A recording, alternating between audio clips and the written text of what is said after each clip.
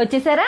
ఏంటో అంత తయారయ్యో? ఎక్కడికి వెళ్తున్నావు? ఏంటి? ఎక్కడికి లేదండి, ఇంట్లోనే ఉంటున్నాను. మీరే కదా పొద్దున అన్నారు ఎప్పుడు చూడు నైటీలు వేసుకుంటావు, అసలు చీరలే సరిగ్గా కట్టమని. అందుకే మంచి మంచి చీరలన్నీ తీసి బయట పెట్టుకున్నానే రోజు కట్టుకోవడానికి.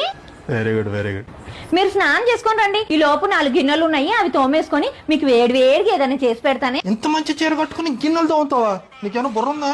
లేకపోతే పని చేసినప్పుడల్లా వేరే చీరలు మార్చుకోవాలేంటి? నా వల్ల కాదమ్మాయి. మీరేమన్నారు, ఇంట్లో ఉన్నంతసేపు కూడా మంచి చీరలే కట్టుకోమన్నారు కదా. ఇలాంటి చీరలు కట్టుకొని గిన్నెలు తోముతాను, బట్టలు ఉతుకుతాను, ఇల్లు ఉడుతాను, పట్టు చీరలు కట్టుకొని బాత్రూమ్లు కడుగుతాను. మీ సాటిస్ఫాక్షనే నాకు ముఖ్యం.